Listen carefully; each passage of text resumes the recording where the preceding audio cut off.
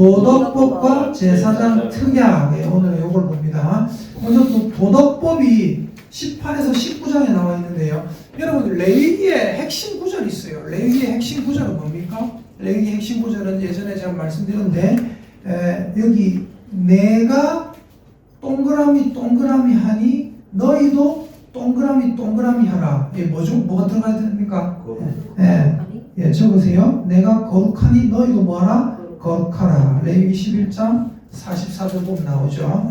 레위기 11장 44절에 제가 읽어드리겠습니다. 나는 여호와 너희의 하나님이라. 내가 거룩하니 너희도 몸을 구별하여 거룩하게 하고, 내가 거룩하니 너희도 거룩하라. 이게 레위기의 핵심 중에 핵심이에요. 그럼 여러분 오늘 도덕법에 대해서 얘기하는데 도덕법의 핵심은 뭔가? 레위기의 핵심 구절은 내가 거룩하니 너희도 거룩하라. 도덕법의 핵심은 뭔가? 그 옆에 적혀있죠. 줄 끄세요. 가증한 풍속 금지. 요게 도덕법의 핵심입니다. 가증한 풍속, 가증한 관습, 가증한 문화 이런 거 금지. 그리고 제가 화살표 해가지고 해놨죠. 가증한 풍속 금지를 한마디로 말하면 뭐라고요? 이방을 뭐하지 말라? 따르지 말라. 이방인들 하는 행태를 따르지 말라. 그러니까 레위기의 핵심은 내가 거룩하니 너희도 거룩하라. 도덕법의 핵심은 뭐라고요? 가증한 풍속을 하지 말라. 그걸 다른 말로 하면 뭐라고요? 이방을 따르지 말라. 이방을 따르지 않는 게 뭐예요? 그게 거룩한 거예요. 구별된 삶. 거룩이라 하면은 우리나라가 제일 오해하는 거, 뭐 목소리가 막, 여러분 어쩌고 축복하 심옵소서 뭐 이래서 뭐 이런 게 거룩이 아니거든요. 뭐 거룩하면 성당에 보면 막 애들 나가서 막 성당 노래 이런 거 막 웅장하고 뭐 파이프 오르간 빵 이런 게 거룩이 아니거든요. 뭐 사제가 옷을 입고 막 매끈한 막 로브 같은 거 가운을 입고 그런 게 거룩이 아니고, 거룩이란 건 뭐예요? 이방을 따르지 않는 게 거룩이에요. 이방을 따르지 않는 거. 자, 그러면 이방을 따르지 않는데 구체적으로 뭐를 따르지 말아야 되는가? 첫 번째는 뭐냐면요. 괄호 1번에가 제가 적어놨습니다. 괄호 1번 뭐예요? 성적인 순결입니다. 성적인 순결. 그 성적인 순결이 이제 5가지 정도로 나오는데 18장 6에서 18절에 제일 처음에 뭐가 나옵니까? 근친 상간 금지. 18장 6절에서 18절까지 보니까 뭐 대략 읽어볼게요. 6절에 각 사람은 자기의 살구치를 가까이하여 그의 하체를 범하지 말라. 나는 여호와이니라. 네 어머니의 하체는 곧 네 아버지의 하체이니 너는 범하지 말라. 그는 네 어머니인즉 너는 그의 하체를 범하지 말지니라. 너는 네 아버지의 아내의 하체를 범하지 말라. 이는 네 아버지의 하체니라. 여기 8절에 나오는 네 아버지의 아내라는 것은 어떤 아내일까요? 네 어머니가 아니라 네 아버지의 아내라는 것은 이제 또 다른 어머니 있잖아요. 아버지가 뭐 둘째 뭐 아내, 셋째 아내 이렇게 있을 때 그 아버지의 아내를 범하지 말라 그러니, 즉 근친 상간하지 말라는 게 6에서 18절까지 쫙 나와 있어요. 자, 첫 번째 성적 순결 근친 상간 금지. 그리고 18장 19절에 보니까 19절 보세요. 너는 여인이 월경으로 불결한 동안에 그에게 가까이하여 그의 하체를 범하지 말지니라. 이런 거 왜 하지 말라 했어? 왜? 하나님은 항상 위생적으로도 이스라엘 백성이 깨끗하게 원하십니다. 그래서 물로 손을 씻고 음식을 먹어라 라는 것이 뭐냐? 씻고 먹는 게 좋은 거예요. 안 씻으면 부정하다 이게 아니고, 하나님 부정하다 하시는데 제가 지난주에 제갈량 얘기할 때 만두 얘기했잖아요. 그죠? 머리 49개, 만족의 머리 49개를 강에 받쳐야 그게 잠잠하게 되는 게 아니라 그냥 가만히 있으면 며칠 지나면 강이 잠잠해지는데 그걸 그 만족들에게 일일이 설명할 필요가 없어요. 설명해도 모르고, 자연의 이치 설명해도 그 사람들 무식해서 몰라요. 이스라엘 사람들에게 야, 뭐 이러면은 세균의 감염의 위험이 있고, 뭐 그 사람들이 앉은 자리는 뭐 세균의 감염의 위험이 있고, 이거보다 부정하다 하지 마라 하면 더 잘 지키거든요. 이해되시죠? 그래서 중요한 건 하나님은 위생적으로도 깨끗하게 원하신다. 그래서 이번에 성적 순결에 불결한 성접촉을 금지한다. 더럽게 하는 게 아니고. 3번 또 뭐가 있어요? 18장 20절 보니까 뭐예요? 너는 네 이웃의 아내와 동침하여 설정함으로 그 여자와 함께 자기를 더럽히지 말라. 3번 간음하지 말라는 거예요. 지금 우리나라에 간음죄 그게 법적으로 폐지됐죠, 맞죠? 말도 안 돼.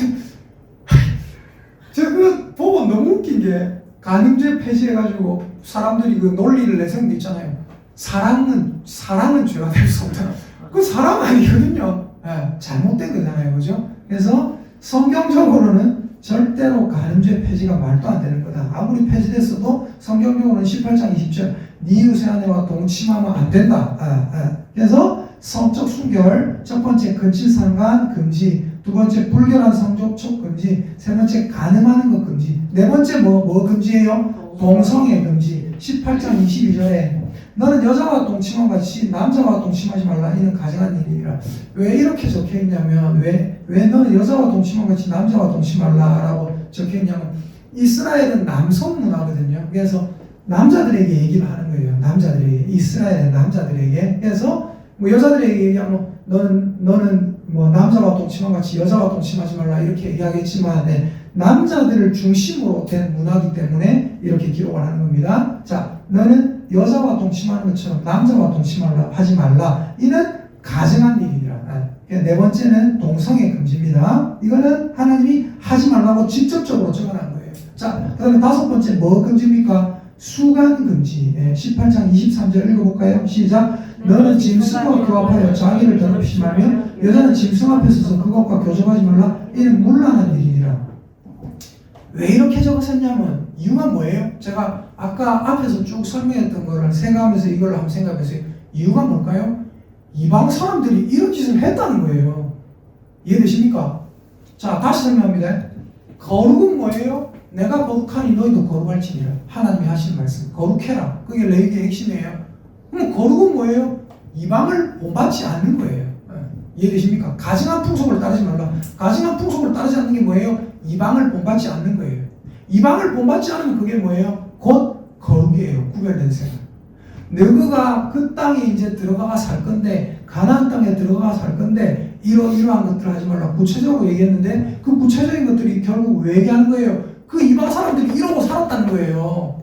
근심하고 월경하는 여인과 접촉하고 이웃의 아내와 간음하고 남자가 남자와 함께 못된 짓 하고 동성애하고 심지어 짐승들과 함께 교접하고 이런 짓을 했다는 거예요. 그리스 로마 신화 이런 걸 보면요 참 안타깝고 웃기고 희한하게 말도 안 되는 이게 제가 그리스 로마 신화를 지금은 우리 아들한테 안 보여주고 있어요. 한번 보여주긴 꼭 보여줘야 되는데 우리 아들이 무슨 TV에서 무슨 신이다 이런 것들 나올 때마다 하는 소리가 있어요. 아빠 저게 신이야. 절대 신 아니거든요 그것들은. 신이 별의 짓을 다 해요. 이 뭐 오만 여자 다 건드리고 막 이렇게 하고 또 짐승과 교합하여 자기를 더럽히지 말라. 이방 사람들이 이런 거 많이 했어요. 여러분 그거 아세요? 미노타우루스라고. 머리는 소예요. 머리는 소. 몸은 사람이에요. 미노타우루스. 그 미노타우루스 어디에서 나온 건지 아십니까? 제가 지금 기억하기로 파시파에라는 왕비가 있어요. 왕비가. 그 왕비가 어떤 건전한 소를 사랑했어요. 왕의 아내예요. 왕의 아내인데 그리스 로마 신화에 파시파에 이름 맞을 거예요. 제가 아마 기억력이 아직 살아있다면 파시파의 왕비가 어떤 소를 사랑했어요. 소를. 와, 저 소랑 하룻밤을 내가 너무 좋겠다. 그 어떻게 했냐면 이 여자가 그리스 로마 신화에 나오는 얘기하는 거예요. 이 그리스 로마 신화 시대는 아니지만 이 여자가 조각가에게 암소 모양을 만들어라 그래요. 암소 모양 안에 지가 들어가요. 그리고 그 수소를 꼬셔가지고 관계를 맺어요. 그러니까 애를 낳는데 머리가 소머리고 몸은 사람 몸이고 이런 게 나온 거예요. 왜 그런 그리스 로마 신화에 그런 더러운 얘기가 나올까요? 왜냐하면 이방 사람들이 짐승과 교접하고 그런 짓을 했다는 거예요. 충격적인 소리를 들었는데요. 짐승과 교접하는 그런 영상도 있대요. 지금도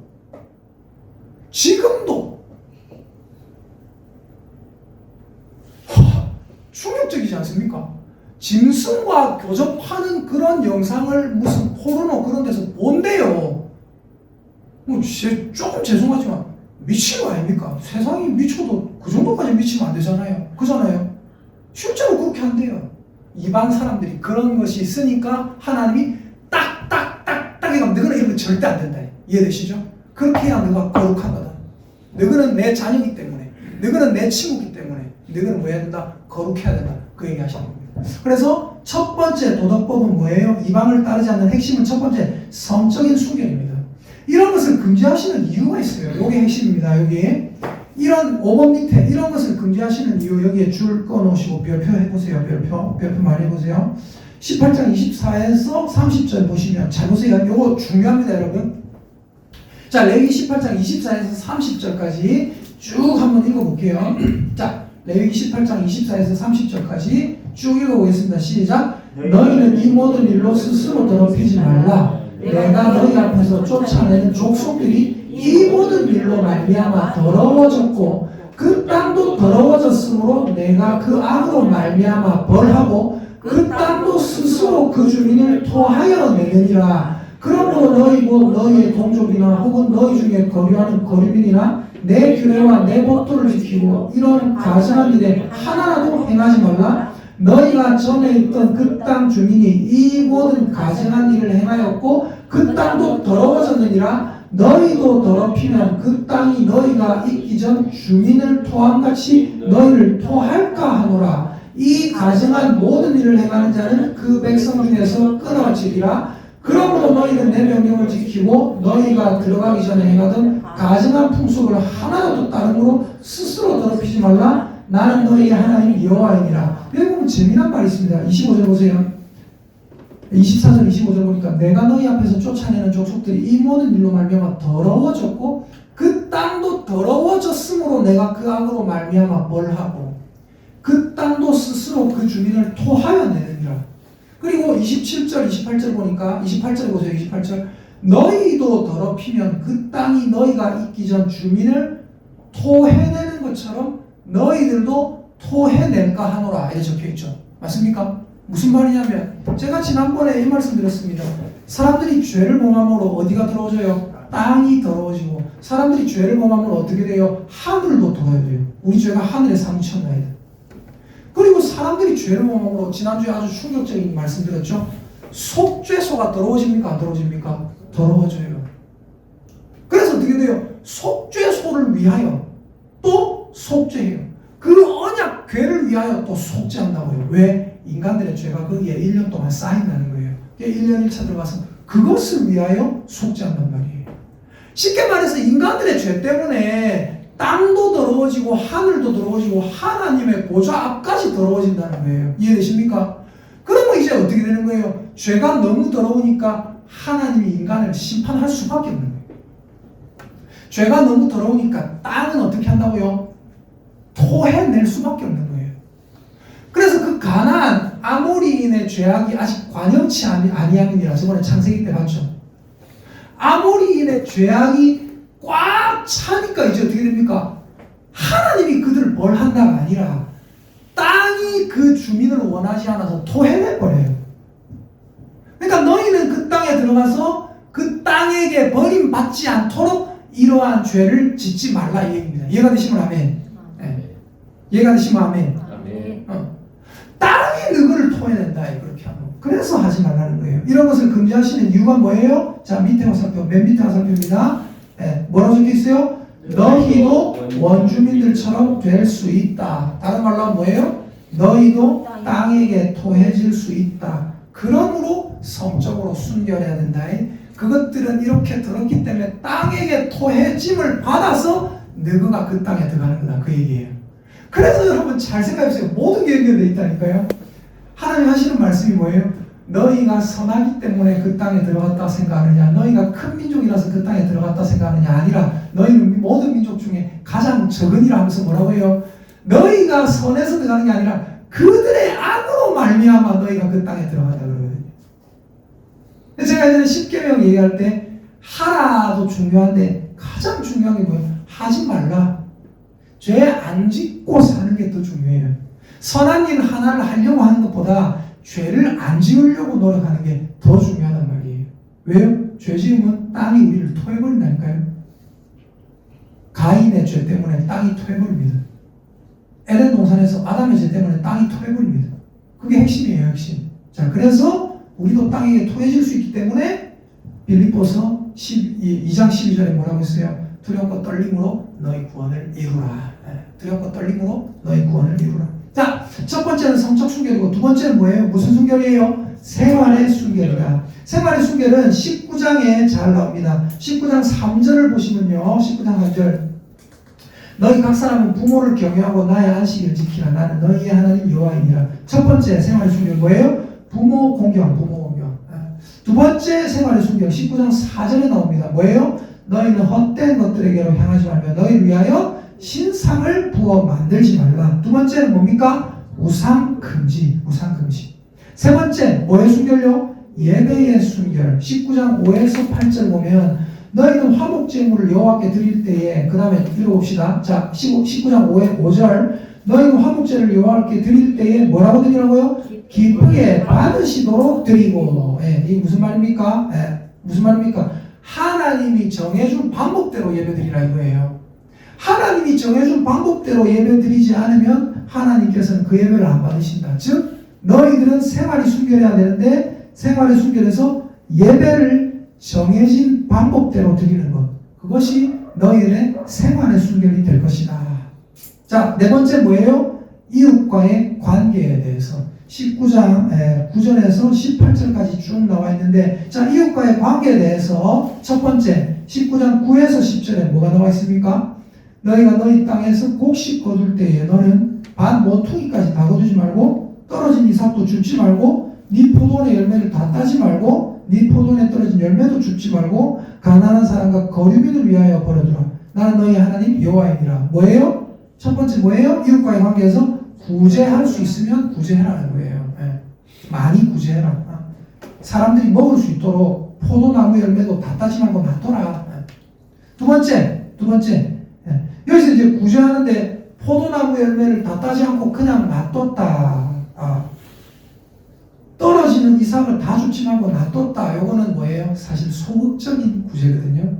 그래서 여러분 알다시피 저번에 룻기 설교할 때 나왔던 보아스 같은 경우에는 어떻게 합니까? 그 사람 자존심 안 상하게, 그렇지만 도와주기 위해서 어떻게 합니까? 조금씩 이삭에서 어떻게 하라고 떨어지는 것만 놔두는 게 아니라 조금씩 뽑아가지고 땅에 일부러 떨어뜨려 놓죠. 많이 주워갈 수 있도록. 이해되십니까? 더 적극적인 선행. 자, 그래서 생활의 순결은 첫 번째 부모 공경, 우상 숭배 금지, 예배의 순결. 그 다음에 이웃과의 관계인데 이웃과의 관계에서 첫 번째는 구제하라. 두 번째 11절은 뭐예요? 11절 너희는 도둑질하지 말고 속이지 말고 거짓말하지 말고. 도둑질 금지, 도둑질 금지. 자, 두 번째, 세 번째 뭐예요? 거짓말 금지, 거짓말 금지. 11절, 12절 보면 나오죠. 12절에도 너희는 내 이름으로 거짓 맹세함으로 네 하나님의 이름을 욕되게 하지 말라. 나는 여호와이니라.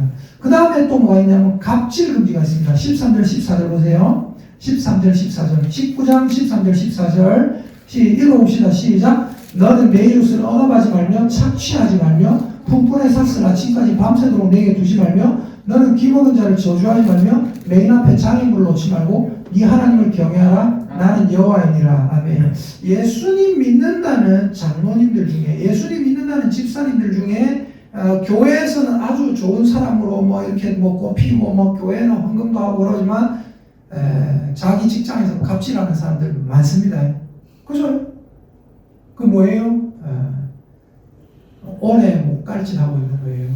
그 사업이 오래 못 갈 거예요. 그 사업이 오래 못 갈 거예요. 왜요? 하나님께서 분명히 토해버린댔거든요. 오래 못 갈 거예요. 왜요? 이웃을 억압하니까, 착취하니까, 품꾼의 삭슬 아침까지 밤새도록 두고 있으니까, 귀먹은 자를 저주하니까, 맹인 앞에 장애물 놓으니까, 하나님을 경외하지 않으니까, 그러면 그 땅이 그들을 토해버리는 거예요. 이 뭐 왜 이렇게 하나하나 얘기하시는 겁니까? 그 이방인들이 이런 짓을 아주 밥 먹듯이 했다는 거예요. 그러므로 너희는 이방을 본받지 말라 하면서 이방인들이 했던 행태를 하나하나 적어주는 겁니다. 그게 지금 이웃과의 관계에서 구제하고 도둑질하지 말아야 되고 거짓말하지 말아야 되고 갑질하지 말아야 된다. 그 이방인들은 구제도 안 했고 도둑질 밥 먹듯이 했고 거짓말 밥 먹듯이 했고 갑질 밥 먹듯이 했다는 거예요. 그 다음에 중요한 게 뭐예요? 19장 15에서 16절입니다. 너는 재판할 때 불의를 행하지 말며 그 다음에 뭐라 적혀있어요? 가난한 자의 편을 들지 말며. 여러분 가난하다고 편드는 거 아니에요. 가난하다고 편들었다가 이 사람이 잘 되니까는 그거 아니에요. 어제 갈비탕 사장님 같이 있었댔잖아요. 얘기하면서 친구 얘기하면서 뭐라냐면 한 친구가 두 친구가 자기를 배신했대요. 뒤통수를 쳤대요. 나중에 불러가 물어봤대요. 니 내한테 왜 그런 소리 하고 댕기노 하니까 하는 말이 니가 빌딩도 올리고 이래가지고 배가 아파서 그랬다 그랬대요. 가난한 자라고 두둔하지 말라고요. 부자라고 뭐라 하는 게 아니고 가난해도 잘못했으면 뭐라는 거고 부자라도 잘했으면 칭찬하는 거예요. 가난해도 잘했으면 칭찬하는 거고요. 부자라도 못했으면 뭐라는 거예요. 그 말씀을 하신 거예요. 이방인들은 어떻게 했다? 이렇게 안 했다는 얘기예요. 너희는 그러지 말라. 재판은 공정하게 정직하게 해라. 그걸 얘기하시는 겁니다. 그래서 불의한 재판 금지입니다. 그 다음에 중요한 게 뭐냐면 6번입니다. 뭐라 적혀있어요? 견책하라라고 나와있죠. 견책하라. 자, 19장 17에서 18절 보세요. 성경에 나오는 용어 그대로 쓴 겁니다. 19장 17에서 18절.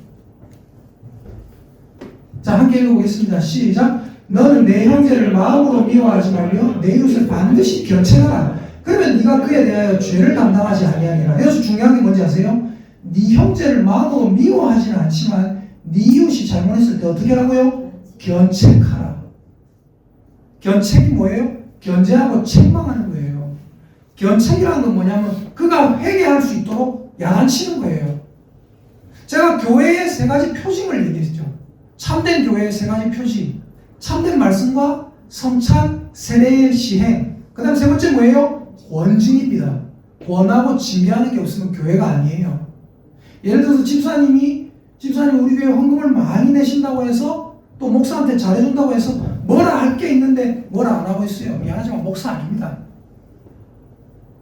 저 사람이 잘못 안 했는데 내 마음에 안 든다고 내 직분이나 뭐 말씀을 내 마음대로 이용해가지고 징계하고 뭐라 하잖아요. 미안하지만 목사 아니에요.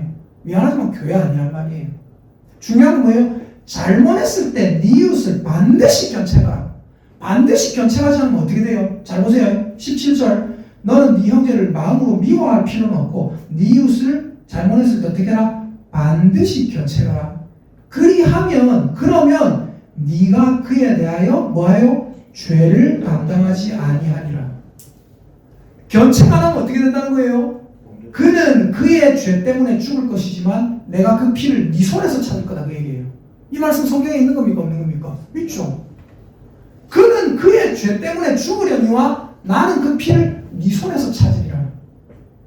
김동훈 목사야. 저 사람이 잘못하고 있는데 그 사람이 돈 많이 내고 만약에 그런다고 해서 네가 한마디도 안 한다? 그럼 그 사람은 자기 죄 때문에 죽겠지. 그러나 그 피를 동호가 왜 말해주지 않았노 해서 그 피를 하나님께서 네한테서 찾을 거다 그거예요. 견책하라. 견책하지 않으면 그 죄를 네가 담당할 거다. 견책하라. 견책을 하면 네가 그에 대하여 죄를 담당하지 않을 거다. 이해가 되십니까? 그래서 중요한 건 왜 반드시 견책해야 돼요? 이 견책이라는 건 뭐예요? 하라의 명령입니다. 직접 해라. 적극적인 명령이라. 중요한 건 뭐냐? 여기 생활의 순결에 가만히 보면 이웃과의 관계에서 구제하라와 맨 마지막에 견책하라 사이에 하지 말라가 들어있어요. 그래서 뭐예요? 하라의 명령, 적극적 명령 사이에 하지 말라는 명령, 소극적 명령들이 들어있다. 예수 믿는 사람들에게 자주 하는 얘기 중에 하나가 비판하지 말라. 비판하면 안 된다. 레위기 19장에도 보니까 보세요. 네 이웃을 반드시 견책하라 그랬죠. 그리고 제가 예전에 마태복음 7장 얘기할 때도 뭐라고 했어요? 여러분 마태복음 7장을 제가 워낙 많이 얘기했으니까 생각을 해보세요. 비판을 하지 말라 하는데 뭐라고 해요? 이 어리석은 자예요. 먼저 네 눈 속에서 뭐를 빼라? 들보를 빼어라. 그 후에야 밝히 보고 형제의 눈 속에서 티를 빼리라 그랬잖아요. 물어볼게요. 티가 있는데 가만 냅두라 했습니까? 티를 빼주라 했습니까? 티를 빼주라. 무슨 말이에요? 견책하는 소리예요. 견책 안 하면 그 죄에 대한 비난과 벌을 내가 니한테서 찾을 거다 그거예요. 견책하는데 쉽게 말해서 네가 그 사람 눈에 있는 티를 빼주려면 최소한 네 눈 속에 있는 들보는 저 사람 티보다 네 티가 좀 작아야지 그걸 빼줄까 이거 이해되십니까? 저 사람 티보다 네 티가 작아야지 쉽게 말해서 내가 야 네 눈에 큰 거 들어있다 빼줄까 아닙니까? 이해되십니까? 안 그러면 어떻게 돼요? 우리는 저번에 마태복음 7장에 비판하지 말라 그 설교에서 핵심이 뭐였어요? 거룩한 것을 돼지에게 던지지 말고 너희 진주를 돼지 앞에 던지지 말라. 개에게 던지지 말라. 거룩한 것을 개에게 던지지 말고 너희 진주를 돼지 앞에 던지지 말라. 사람이 나한테 향한 비판은 옳은 비판은 뭐예요? 모하다, 모배다. 근데 개와 돼지는 그것을 모르기 때문에 비판할 때 너희를 찢어 발리고 너희를 상하게 할 거다. 너희는 너희에 대해서 비판할 때 어떻게 해라? 달갑게 받아들여야 된다. 그러나 너희는 다른 사람을 비판하려고 할 때 그 사람들이 그 비판을 받아들일 만한 사람인가 아니면 그 비판을 못 받아들일 개나 돼지인가를 보라는 거예요. 비판을 했는데 못 받아들이는 개나 돼지면 어떻게 하라고요? 거룩한 것을 개에게 주지 말라. 무슨 말이냐? 그런 사람은 비판해도 싫어만 하니까 아예 비판 안 하는 게 상책이다 그 얘기예요. 이해되십니까? 핵심은 뭐냐? 비판해라는 거예요. 어디 성경에 비판하지 말라 나와 있어요? 아니에요. 자세히 읽어보면 비판해라는 얘기입니다. 견책해라고 정확하게 나와 있잖아요. 이해되십니까? 그래서 중요한 건 뭐냐면 비판하면 안 된다고 그게 아니다. 레위기 19장 제대로 레위기 19장을 17에서 18절을 제대로 읽어보고 마태복음 7장을 제대로 읽어보면 그런 소리 못한다.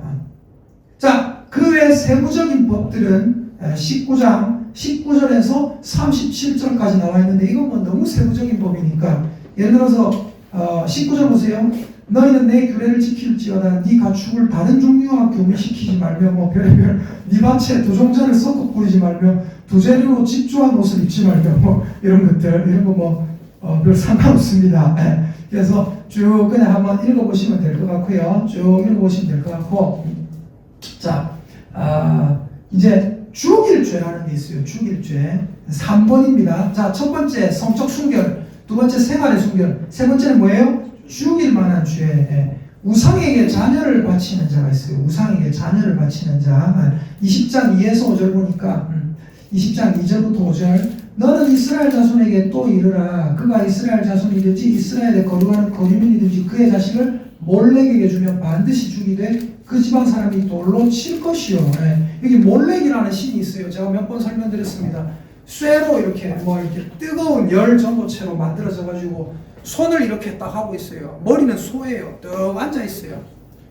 요 손 위에다가 애를 빨가벗게가 올려놓습니다. 그러면 애가 막 발짓 손짓 하겠죠.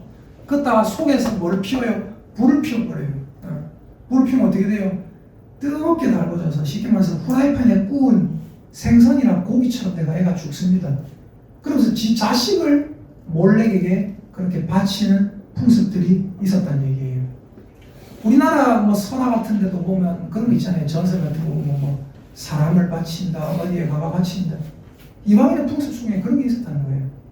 그러니까 여러분 뭘 아셔야 되냐면 여러분의 마음속에 제가 예전에 얘기했던 게 다 연결됩니다.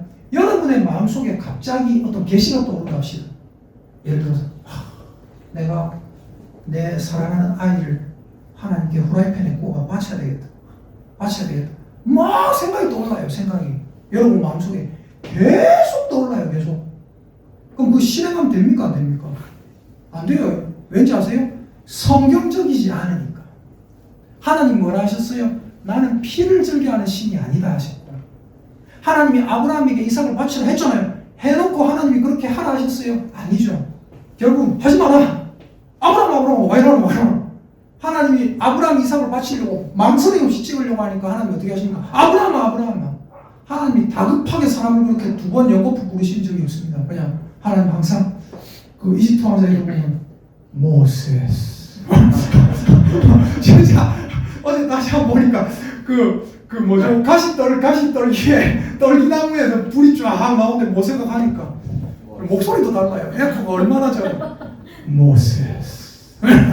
엄청 그런데 우리 하나님께서 얼마나 다급하셨으면 아브라함 아주 다급하게 부르시거든요. 하나님은 피를 즐겨 아니하신다. 하나님이 피를 즐겨 하는 분이라면 여러분의 머릿속에 그런 생각이 들면 하면 돼요. 저게 뭐 하나님 그런 분인데. 근데 우리 하나님 그런 분 아니에요. 여러분의 마음속에 이상한 생각이 들 수 있습니다. 내가 이렇게 해야 되겠다 저렇게 해야 되겠다. 그러면 무조건 실행하는 게 아니라 뭘 하라고요? 이게 하나님의 뜻인가? 하나님의 말씀과 내 마음을 비교해봐가지고 말씀과 내 마음 속에 든 게 다르다. 그럼 어떻게 돼요? 순종 안 하는 거예요. 이씨, 마귀 물러가라. 내 마음 속에다 대. 사탄아 물러가라. 이게 맞아요. 근데 내가 머릿속에 들어가는 이 생각과 하나님의 말씀이 일치할 때는 뭐예요? 즉각 순종입니다. 빨리 순종하면 할수록 좋다는 겁니다.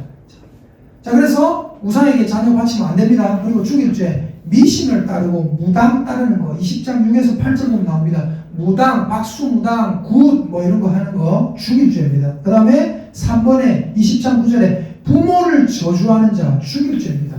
그리고 4번 성적인 문란, 20장 10에서 21절까지 쭉 읽어보면 이 죽일 죄가 나옵니다. 이 죽일 죄들은 전부 다 좀 말하기 민망한 것들, 성적인 문란. 그래서 죽일 죄의 도덕법의 결론 뭡니까? 이방의 풍속을 따르지 말라. 20장 23절도 보니까 20장 23절 자 같이 읽어볼게요. 20장 23절 시작. 너희는 내가 너희 앞에서 쫓아내는 족속의 풍속을 따르지 말라. 그들이 이 모든 일을 행함으로 내가 그들을 가증히 여기노라. 그래서 그 땅에서 그들이 쫓겨난 거다. 너희는 그 땅에서 쫓겨나지 않으려면 이방의 풍속을 따르지 말라. 창세기 6장 3절에도 하나님이 뭐라 하십니까? 이는 그들이 육신이 됨이라. 그래서 나의 영이 그들과 영원히 함께하지 못하겠다. 그 세대가 뭐가 됐다고요? 영적인 존재가 아니라 육신의 존재가 되어버렸다.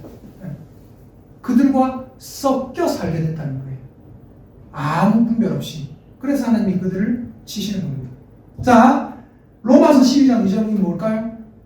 너희는 이 세대를 본받지 말고 오직 마음을 새롭게 함으로 변하는 거다. 하나님이 선하시고 기뻐하시고 온전하신 뜻이 무엇인지 분별하도록 하라. 그 말씀입니다. 그 말씀. 성경 말씀은 처음부터 끝까지 그거예요. 너희는 잘못된 세대를 따르지 말라고 그래요. 처음부터 끝까지 그거예요, 진짜. 자, 이제 21장에 제사장 특약이 나오는데 제사장 특약은 아주 간단하게 보면 됩니다.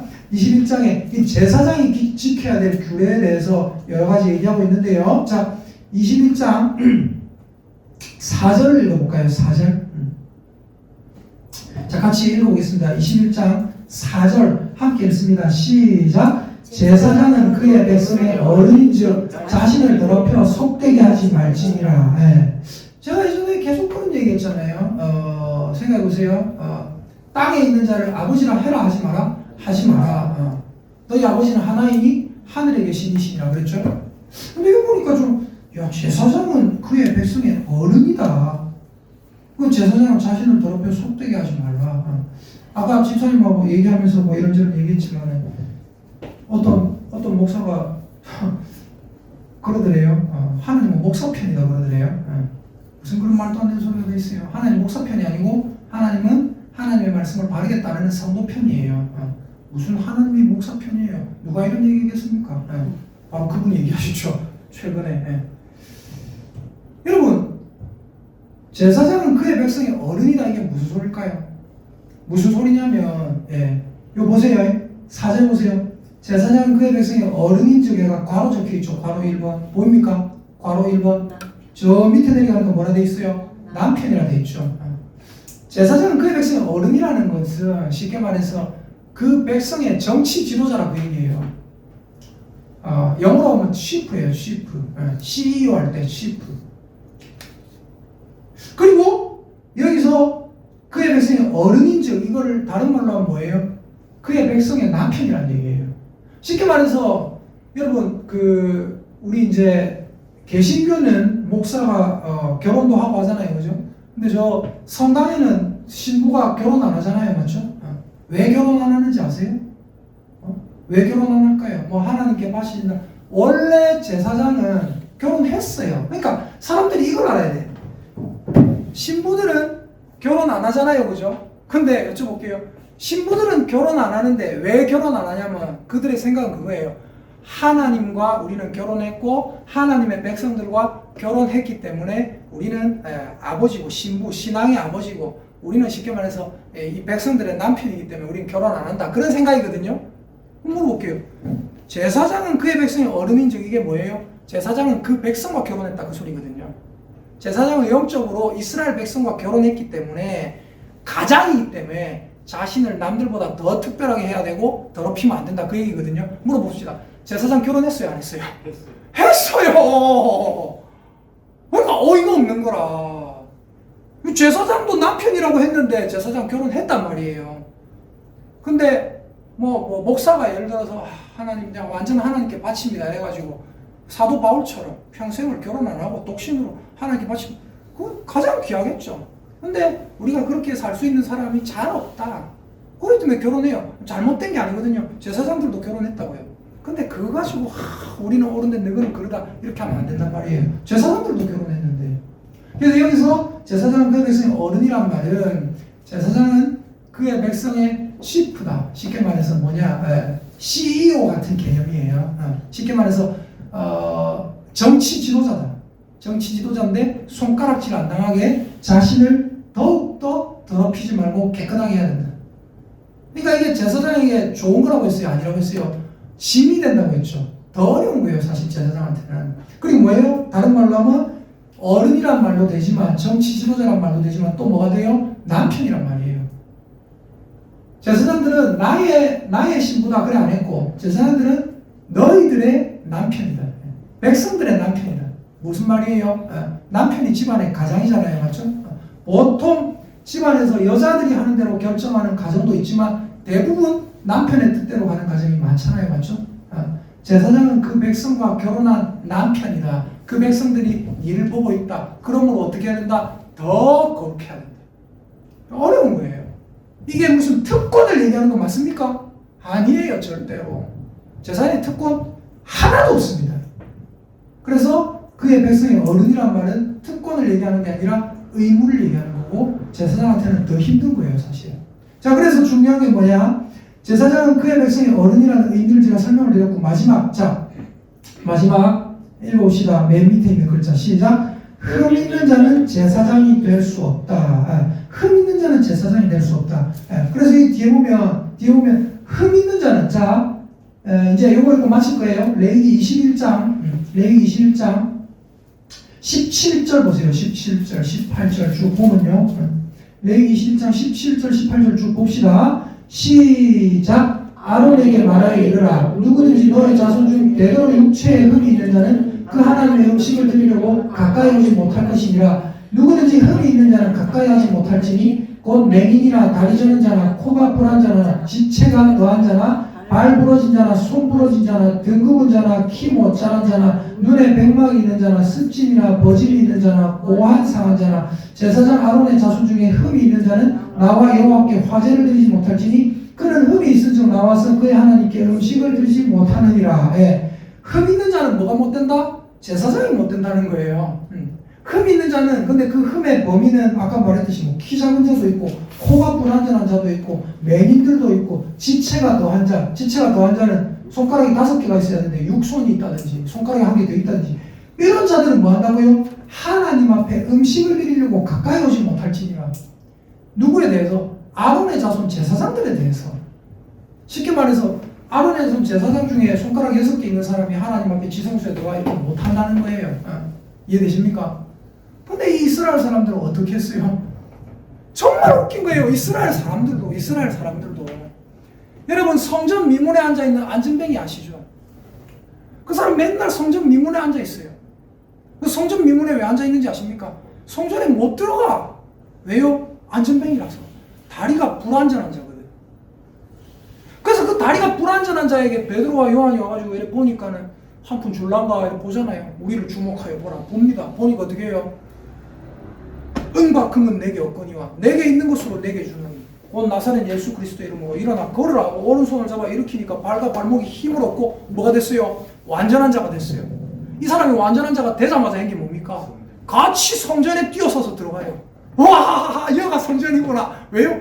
그 사람은 성전에 못 들어가거든. 근데 중요한 게 뭐예요? 성전에 못 들어가라는 소리가 아니에요. 제사장, 쉽게 말해서 대표가 될 수 없다는 소리지. 이해되십니까? 불완전한 자가 대표가 돼가지고 앞에 나가지고 좀 그거 하면은 좀 그거 하다 그러지 마라 그 소리지. 왜요? 온전한 사람 많으니까. 예를 들어서 서열대로 해가지고 제사장이 되는데, 서열대로 해가지고 제사장이 되는데 어떤 사람이 막 쉽게 말해서 안전뱅이에요. 안전뱅이 뭐 안에 들어가 지성소에 들어가고 이 쉽게 말해서 이 수행을 못 할 거 아닙니까? 맞잖아요. 되게 보고 어렵잖아요. 근데 저 사람이 서열상 저거 해야 되기 때문에 어쩔 수 없이 저 사람 가야 된다. 이렇게 안 하게 하려고 이런 조항을 둔 거지. 이해가 되십니까? 사람을 억압하려고 둔 조항이 아니라고요. 이해가 되십니까? 근데 이스라엘 사람들은 니는 다리가 온전하지 않으니까 성전 안에 못 들어온다 이러고 있고, 지도 사람들이 그래 얘기하니까 나는 그런갑다 평생을 그래 살고 있었다고요. 중요한 건 뭐예요? 그런 게 아니다. 이런 조항들은 뭐 때문에 있는지 아세요? 뭐 때문에 있느냐? 이 모든 조항은 그림자예요. 누구의 그림자입니까? 예수 그리스도의 그림자예요. 흠 있는 자는 제사장이 못 된다. 제가 예전에 했던 얘기를 생각해 보십시오. 창세기 교실할 때 얘기했어요. 아담 흠이 있었다. 무흠하지 않았다라고 제가 표현을 했어요. 아브라함도 대단한 사람 맞죠. 그러나 무흠하지 않았다. 노아도 대단한 대리통치자였어요. 그러나 무흠하지 않았다. 다윗도 대단한 대리통치자고 모세도 대단한 대리통치자예요. 그러나 무흠하지 않았다. 무흠한 분은 단 한 분밖에 없으니 그분의 이름이 뭐예요? 예수 그리스도. 지금 예수 그리스도라는 완벽한 무흠한 대리통치자가 오실 것이기 때문에 흠 있는 자들은 누구나 하나님 앞에 사실 나갈 수 없다라는 것을 우리에게 가르쳐주기 위해서 이런 것들을 기록하는 겁니다. 그래서 중요한 건 뭐예요? 흠 있는 자는 제사장이 될 수 없다. 괄호해가지고 줄 것이고 동그라미 뭐 어깨 정도 하세요. 유일하게 흠 없는 제사장이신 그분 누굽니까? 예수 그리스도. 제사장 특약은 제사장의 의무를 더 얘기한 것이지 특권이 절대로 아니고, 흠 있는 자는 제사장이 될 수 없다는 것은 우리에게 무흠하신 유일한 제사장 예수 그리스도가 오는 것을 사모하게 하려고 이런 것들을 기록해 놓으신 거다. 절대로 억압하기 위해서가 아니라는 거 기억하시면 좋겠습니다. 자, 그래서 오늘은 도덕법 18에서 21장까지 도덕법에 대해서 세 가지로 성적 순결과 생활의 순결과 주길죄에 대해서 말씀드렸고, 제사장 특약에 대해서 말씀을 드렸습니다. 자, 그리고 가장 중요한 거 오늘은 뭐냐면 1번의 괄호 1번의 밑에 거. 왜 이런 것들을 금지하시냐? 너그도 땅에게 토해질 수 있다. 너그도 버림받을 수 있기 때문에 이렇게 하시는 거예요. 근데 중요한 게 또 뭐냐면요, 이게 참 너무 웃기기도 하고 재밌기도 하고 참. 잘 보세요, 여러분. 잘 보세요. 얼마나 웃긴지 제 생각 한번 보세요. 원주민들이 있었거든요. 그 원주민들이 더럽고 못된 짓 하고 하니까 땅이 토해내잖아요. 그럼 땅이 비잖아요. 하나님이 이스라엘 백성, 아브라함에게 언약한 백성들을 거기에 가게 하시는 거예요. 가니까 저거들이 잘난 줄 알고 뭐예요? 택한 선민의식을 갖는 거예요. 하나님이 전 세계에서 우리를 택해가지고 이러면서 이방인들 무시하고 이래서 하는 거예요. 근데 이방인들 무시하고 살았는데 나중에 예수 그리스도가 오시고 뭐라고 해요? 세리와 창녀들이 너희보다 더 먼저 천국에 들어갈 거다. 이제 갑자기 역전이 돼버려요. 이제 어떻게 돼요? 이방인들이 또 우쭐우쭐하고 사는 거예요. 이방인들이 저것들이 사실 더 못된 짓 하고 그래 산다네. 막 유대인들 막 그거 하고 뭐 그러고 있는 거예요. 왜 저는 유대인들 별것도 아닌 것들이 이런 거예요. 역전이 된 거예요. 근데 사도 바울이 뭐라고 했냐면 이렇게 얘기했어요. 잘 보세요. 원감람나무에 너는 돌감람나무다. 원감람나무에 접붙임을 받은 돌감람나무다. 근데 원감람나무가 있었는데, 쉽게 말해서 이스라엘이 있었는데 그 원감람나무가 적합하지 않아서 하나님이 찍어버렸다. 그리고 너는 거기에다 뭐 했다? 접붙임을 받은 너희는 돌감람나무다. 여러분, 저와 여러분 돌감람나무입니다. 근데 돌감람나무인데 내가 접붙임 받았다고 우쭐우쭐한 거예요. 이제 사도 바울이 뭐라고 하는지 아세요? 이렇게 얘기합니다. 합달합시다. 하나님이 하나님이 원가지들도 원가지들도 아끼지 아니하셨으니 아끼지 아니하셨으니 너도 아끼지 아니하시리라. 너도 아끼지 아니하시니 이해되십니까? 원 감람나무 가지도 악하게 사니까 하나님 잘라내는데 너희는 돌감람나무다. 돌감람나무인데 너희가 막 우쭐우쭐해. 하나님 너희도 찍어낼 수 있디 라고 말하는 거예요, 사도 바울이. 그래서 우리는 어떻게 해야 된다? 아, 나는 돌감람나무입니다, 하나님. 나는 돌감람나무입니다 하면서 하나님 붙어있으니 감사합니다, 하나님. 나는 뭐라고요? 포도원에 심기운 무화과나무. 포도원에 포도밭에 포도나무가 심겨야 되는데 난 무화과나무인데 포도밭이 심겼어요. 뭐예요? 자격 없는 자가 참 자격 있는 거기에 들어갔다. 난 천국 갈 자격 없는 자인데 천국에 들어갔다. 어떻게 해야 돼요? 하나님 그저 감사 황공무지로소이다 이래 살아야지 우쭐우쭐하면 안 된다는 거예요. 그래서 중요한 게 뭐예요? 빌립보서 2장 12절 두렵고 떨림으로 너희 구원을 이루라. 두렵고 떨림이 없으면 누구도 구원을 이루지 못한다는 겁니다. 이해가 되시면 아멘. 아멘.